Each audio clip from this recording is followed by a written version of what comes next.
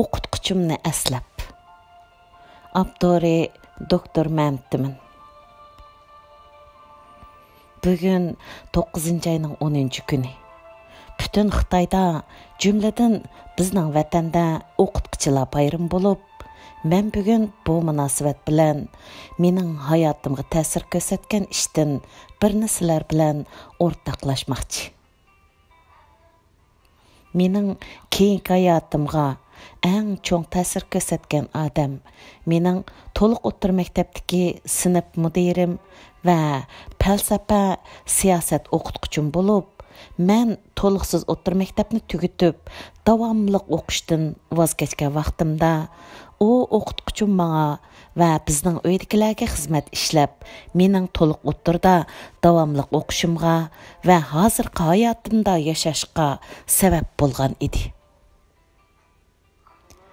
Men 1978-yili to'liqsiz o'rta maktabni o'qiyotganda u o'qituvchi bizning sinfga haftada 2 qatim falsafa, ya'ni marksizm nazariyasi darsi o'tgan edi. Va meni faqat yiroqdan biladi. 1981-yili men to'liqsiz o'rta maktabni bitirib, o'rta texnikumga imtihon bergan va imtihonda garchi yaxshi natijaga erishgan bo'lsam-mu, biroq mening o'rnimga boshqa birisini almashtirib etganlik sababdan o'rta texnikumda o'qishdan mahrum qolgan edim. Bizning uydagilar shu adolatsizlik tufaylidan qattiq umidsizlanib, meni o'qimaslikka da'vat qilgan edi. 1981-yil 11-oylarda, ya'ni maktabda o'qish boshlab 2 oydan keyin u o'qituvchim uyga odam avatib, menga va bizning uydagilarga xizmat ishlab, meni davomli o'qishga ko'ndirgan va o'zi sinf mudiri bo'lgan bizning noy bo'yicha birdan-bir nuqtaliq sinfga imtihonsiz qabul qilgan edi. Nayta afsus, u chaqlarda din odam zaharlaydigan apyon deb tashviq qilinadigan yillar bo'lib, u o'qituvchimmo dinga qarshi va dinni inkor qiladigan. Ammo oq ko'ngil, mard va millatning kelgusi uchun boshqa turadigan ma'rifatparvar o'qituvchi edi. Men to'liq o'rta maktabda o'qish jarayonida u o'qituvchim menga aytdi, ko'ngil bo'lib, nurg'unlagan yaxshi o'rganish sharoitlarini yaratib bergan edi. Men to'liq o'rta maktabni bitirganda u o'qituvchimning mendan kutgan umidini yerda qo'ymay, yuqori natija bilan oliy maktabga o'tgan edim. Men oliy maktabda o'qiyotgan chog'larimda u o'qituvchim til rakiga giribdor bo'lib qelib, Urumchida operatsiya qilinib, tilini kesib edi. Men ta'tilda Urumchidagi doktorxonaga yo'qlab borganimda, u o'qituvchim yig'lab turib, o'zining pushaymonlarini yeziq orqali menga izhor qilgan edi. Keyin ordan bir necha yil o'tmayla olamdan o'tibdi. Asli til raki, boshqa har qandaq bir rak kesili va yoki boshqa kasalliklarga o'xshash har qandaq inson giribdor bo'lish ehtimoli bo'lgan bir xil kasallik bo'lsa-mu, ham uning dinni inkor qilish bilan hech qandaq sabab natijalik munosabati bo'lmasa-mu, biroq insonlarning o'zi tegiga yetolmagan hodislar oldidagi ojizlik tufaylidan davomliq dinni inkor qiladigan u rahmatli o'qituvchimning tilida u kasalning paydo bo'lishiga qarab nurg'un odamlar cho'chishgan va tövbe qilishgan edi. Afsus, ular agar insonlar dinni inkor qilgani uchun bu dunyoda Allah tarafidan jazolanadigan ish bo'lsa, bu dunyoda zulm ko'rayotgan va kulfat chekayotganlarning ko'p qismining musulmonlar bo'lmasdan, balki dinsizlar bo'ladiganligini, amaliyotda bo'lsa, dal uning aksicha ekanligini o'ylab boqmagan edi. 1986 yılı yoki 1987 yıl bo'lsa kerak. Men tuqqa yo'qlash uchun yurtga borsam, u rahmatlik o'qituvchim bilan yaxshi o'tadigan o'qituvchilarning hammasi u o'qituvchimdan chek chegarasini butunlay ayirib, biroqla 180 gradus o'zgarib, hech bir jumadan qolmaydigan taqvodor musulmon bo'lib ketgan ekan.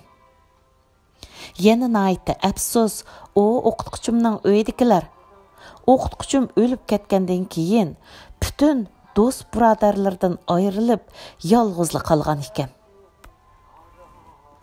Bir qitim men o'qituvchimning oilasidagilarni yo'qlab borsam, rahmatlik o'qituvchimning ayoli yig'lab turib, konu do'stlarning hammasining o'zidan yiroqlab ketganligini so'zlab, o'z beshiga kelgan dard alamlarini aytib bergan edi. Bulardan xalqimizga nodonlikning naqadar ig'ir ekanligini ko'rib olish uncha qiyin bo'lmasa kerak. Chunki u konu do'stlar. U o'qituvchim dinga qarshi turganda, dinni inkor qilganda emas, balki til rakiga giribdor bo'lib, beshiga ig'ir kunlar kelganda, ondan o'zlarining til rakiga giribdor bo'lib, tili kesilib ketishidan andish qilib, u o'qituvchim va uning oilasidan yiroqlashgan edi.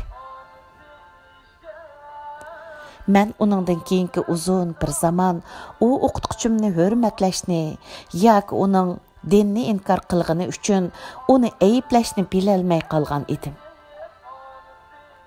Keyin o'ylab baxsam, kommunist Xitoy hokimiyatining vatanimizda yurgizgan dinni cheklash, dinni burmalash va yoki dinni inkor qilish siyosatlari tufaylidan xalqimiz diniy bilimlarni o'rganish fursatlaridan bo'libmi, uni to'g'ri o'rganish fursatlaridan mahrum qilingan va nodon qoldirilgan ekan.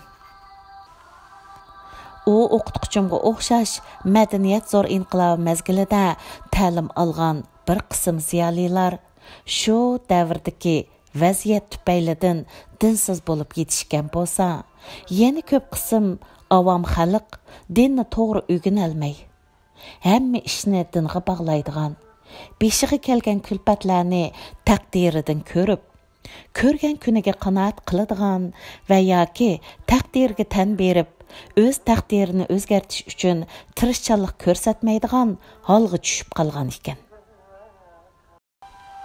Men Allohdan u o'qituvchimning shu razil tuzilma sababidan bilib bilmay o'tkazgan gunohlarini kechirib etishini tilash bilan birga, shu nodon qolgan xalqimga aql farosat ato qilishni tilayman. Amin. Әмділікті қарайдыған болсақ, вәтәнді о оқытқычым оқыған вә яшыған мәдениет зор инқилави дәвірдің кейінки, ені бір қытымлық, кән көлемлік dinni cheklash, dinni burmalash va irqiy qirg'inchilik elib berish siyosati yurgizilayotgan bo'lib, Xitoy hukumati bir tarafdan xalqimizni o'z diniy e'tiqodi va milliy kimligidan voz kechishga majbur qilayotgan bo'lsa, yana bir tarafdan xalqimizni diniy asabiylik va terrorlikqa bog'lab yo'q qilmoqda. Bir qism insonlarimiz bo'lsa, dinimizda o'tirib qo'ygan ta'limotlarni to'g'ri o'rganish va uni to'g'ri ijro qilishning o'rniga diniy ta'limotlarni xato iste'mol qilib, tuyuq yo'lga kirib qolmoqda.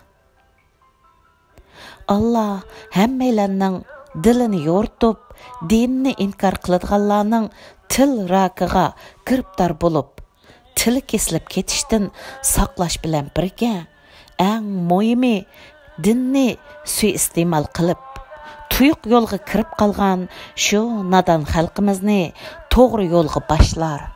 Amin. Tugidi. 2019 yil 10 sentabr